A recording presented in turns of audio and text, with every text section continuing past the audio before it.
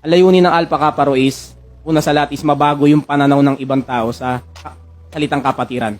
Once kasi na marinig nila yung words na fraternity, iba na agad yung pumapasok sa isipan nila eh. O, nandyan na yung gulo, mga nagdodroga, inuman lang yan, tambay sa kalye. Ganun yung unang instinct na pumapasok sa utak nila. Gusto kong baguhin yon.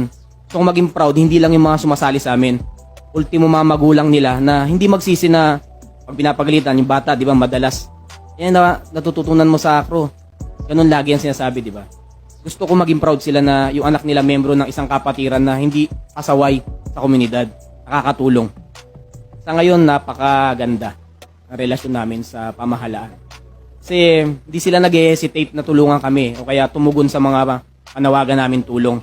Parang mabilis ng response.